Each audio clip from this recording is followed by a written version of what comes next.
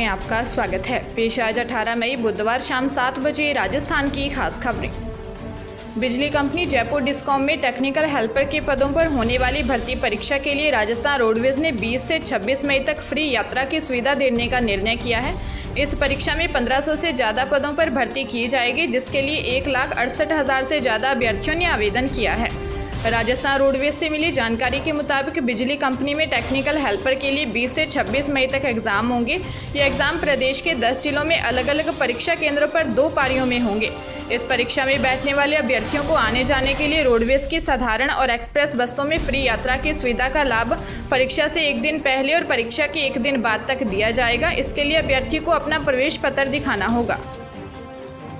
चूरू के चलाना गांव में एक दूल्हे को अपनी बारात में दोस्तों के साथ डीजे पर हुड़दंग करना इतना महंगा पड़ गया कि वो जिसे कभी भूल नहीं पाएगा। दरअसल चूरू के चिलाना बास की मंजू और हनुमानगढ़ के भोगराना गांव के रोहताश की शादी होनी थी। दोनों की शादी के लिए एक ही दिन में सभी रस्में निभाई गई, लेकिन जब दूल्हा अनिल लड़की वालों के घर बारात लेकर पहुंचा तो उससे पहले वह अपने कुछ दोस्तों के साथ डीजे पर जमकर हुड़दंग करने लगा। डीजे की धुन और शराब के नशे में बारातियों के साथ शामिल दूल्हा अनिल यह भूल गया कि उसे दुल्हन मंजू के साथ 7 फेरे लेने हैं और विवाह की रस्में निभानी है। वधू पक्ष के लोगों ने दूल्हे और उसके दोस्तों से काफी समझाइश की, लेकिन वे शांत नहीं हुए। रात करीब 2:30 बजे जब दूल्हा और बारात में शामिल लोग अंदर घुसने लगे तो उनको अंदर घुसने से मना कर दिया गया और दूल्हे को बिना फेरे लिए और बारात को बिना खाना खिलाए वहां से बेरंग लौटा दिया। उसी समय परिजनों ने लड़की की शादी किसी दूसरे युवक से करने का फैसला लिया। लड़की वालों ने जो 3,75,000 रुपये सोने चांदी के आभूषण दिए थे वो भी वापस ले लिए गए। उदयपुर जिले की पोक्सो कोर्ट ने दुष्कर्म के आरोपी को 20 साल की कठोर सजा सुनाते हुए 10,000 रुपये का आर्थिक दंड भी लगाया है। दरअसल 3 साल पुराने मामले में सुनवाई करते हुए पोक्सो कोर्ट ने नाबालिग के साथ दुष्कर्म करने, उसे गर्भवती करने का दोषी मानते हुए सजा सुनाई है। उदयपुर के सवीना थाना क्षेत्र के अंतर्गत आने वाले डाकन कोटड़ा इलाके में स्कूल में पीड़िता पढ़ती थी, वहीं पर आरोपी भी पढ़ता था। इसी दौरान दोनों की दोस्ती हो गई। पीड़िता ने बताया कि आरोपी उसे बहला फुसलाकर उसके साथ गलत काम किया करता था। इसी के चलते फरवरी 2019 में पीड़िता के पेट दर्द की शिकायत के बाद जब अस्पताल लाया गया तो पता चला कि वह गर्भवती है और उसने बच्चे को जन्म दिया। हालांकि कुछ दिन में ही उस बच्चे की मौत हो गई। पुलिस ने जांच की तो सामने आया कि आरोपी भी उस समय नाबालिग था।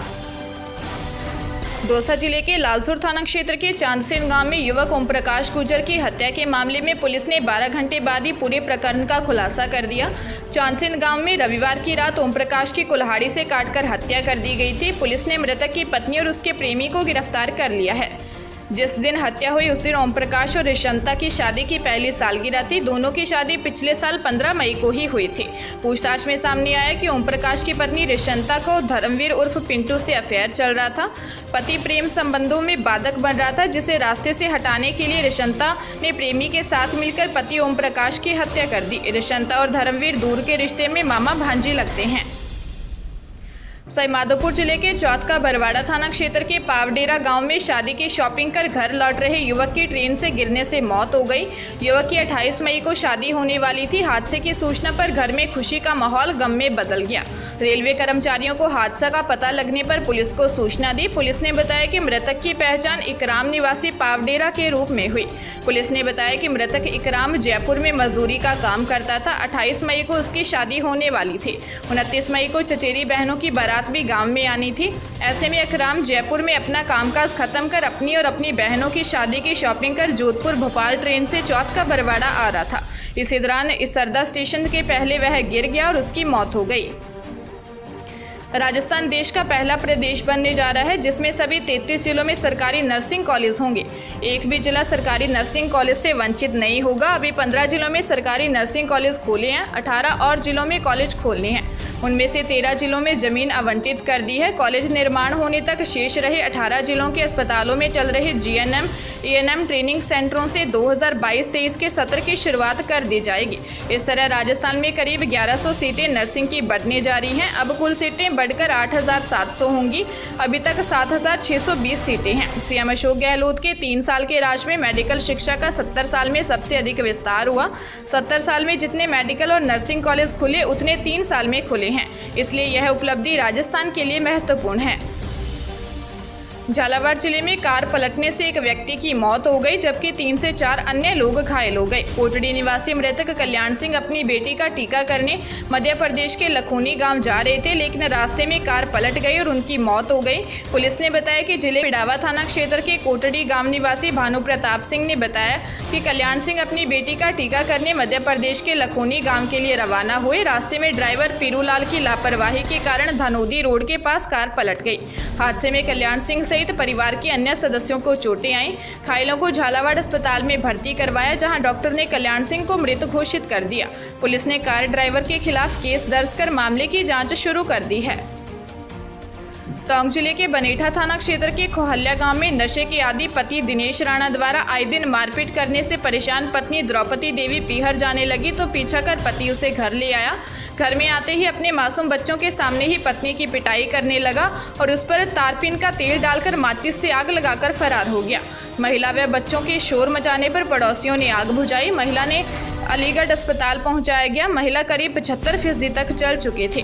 प्राथमिक उपचार के बाद उसे जयपुर रेफर किया गया है। अलीगढ़ अस्पताल में उपचार के दौरान डॉक्टर द्वारा महिला के लिए बयान के आधार पर पुलिस ने पति के खिलाफ मामला दर्ज कर पुलिस फरार पति दिनेश राणा की तलाश कर रही है।